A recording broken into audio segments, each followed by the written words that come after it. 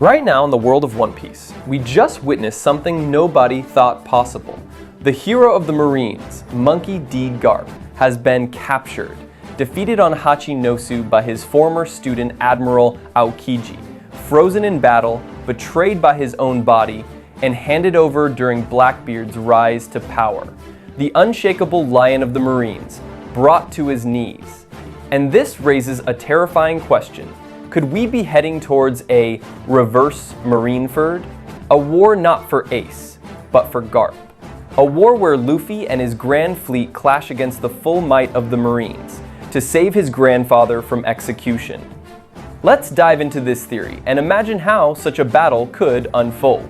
It all started on Hachinosu. There we saw Garp stand against overwhelming darkness. His fists split the ground, his roar shook the heavens. But standing in front of him was a face from the past. Not an enemy pirate, not a stranger, but his own student, Admiral Aokiji. The clash was devastating, ice against willpower, a former mentor against his disciple. And Kobe watched in horror, desperate, helpless. Because he knew, no matter how strong Garp was, time was no longer on his side. And in that moment of weakness, Blackbeard made his move. Zahahaha! The hero of the Marines. What a prize! Chains wrapped around Garp, his body frozen, his strength drained. The hero was no longer free. The news spread instantly. Newspapers screamed the headline across the seas. Execution of the hero. Garp to be public-led to death. The Marines were about to kill their own symbol. The world government wanted to show everyone, not even heroes can escape us. Sengoku sat in silence, his heart shattered. Akainu smirked, flames of hatred burning in his eyes. Even legends must be erased under true justice. And the world understood. This wasn't strength. This was betrayal. On the Thousand Sunny, the paper landed in Luffy's hands. He froze. He read the name. He felt the weight. His mind flashed with memories of his grandfather's fists, of the training, the yelling, the pain, but also the love hidden inside all of it. Grandpa! Luffy's eyes burned, his fists clenched. This time, I'll save him, no matter what. And with that oath, the seas began to move. The Spart Hat Grand Fleet set sail. The revolutionaries prepared their banners. Allies from Wano stood ready. Even pirates who once opposed Luffy joined the storm. Because the world knew, this battle would shake history again. A new Marineford, born in fire and blood. Marineford, the fortress of justice. But now, It became a stage for betrayal. Not Ace, but Garp. Stood in chains, the hero of the Marines, the man who once rivaled Roger, Sengoku, broken in silence. Akainu, eager, his eyes burning with cruel determination, and Kobe, caught in the middle, a student of Garp, a friend of Luffy, a Marine torn apart by loyalty and conscience. The stage was set, and this time, it would not end the same.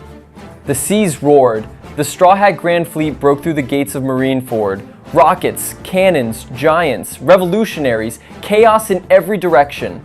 And at the front stood Monkey D. Luffy. Not the boy who once cried for his brother, but the man who now led thousands into war. Grandpa, I'm coming! The war erupted. Sanji vs. Kizaru, Zoro vs. Fujitora, Sabo filled with rage against Akainu, and Dragon himself entered the battlefield. The revolutionaries clashing against the world government's might. The world shook again, but this time, the spark wasn't Whitebeard, it was Luffy. As Luffy pushed forward, battered and bloodied, he was suddenly stopped by Sengoku, but not as an enemy. Luffy, listen to me. All my life I served the Marines, but if this Navy is so blind that it would kill its own hero, then I will no longer stand by its side. And for the first time, Sengoku turned his back on the government he had once commanded. With the full power of the Buddha, he fought against the Admirals, holding back the destruction meant for Luffy, taking the punishment that would have ended the young pirate's life until finally, his body gave out. Sengoku, the Buddha, fell, not as Fleet Admiral, but as a man who chose what was right. And then came the moment the world could not believe. Luffy stood face to face with the man who killed Ace. The man who turned justice into tyranny, the man whose flames had burned everything in their path, Sakazuki, Akainu. Their voices clashed like thunder, Gear 5 against magma, laughter against rage, freedom against absolute justice. And this time, history did not repeat. Luffy's heart pounded, his fist glowed, and he roared, "This is for my grandpa!" With one final strike, Luffy's fist crashed down. The ground shattered, the heavens split, and Akainu fell. Not defeated, dead. An admiral of the Marines, killed by the fist of a pirate. The battlefield froze. Silence stretched across the chaos. And then, Kobe stepped forward. Tears streamed down his face. Every memory returned. Training with Garp, watching Luffy grow, believing in justice, but seeing only cruelty. He faced Luffy. Everyone held their breath. Would Kobe stop him? Would he defend the Marines? No.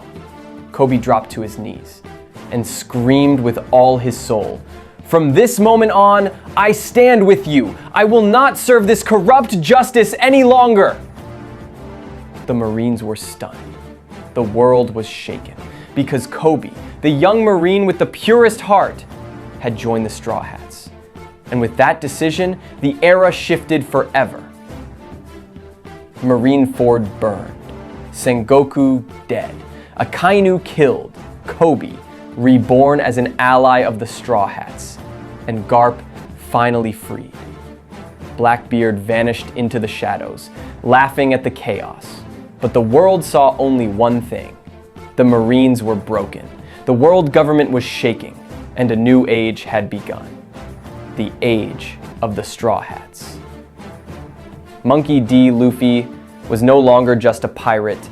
He was the man who killed an admiral, the man who shook the Navy itself, the man who would one day become Pirate King.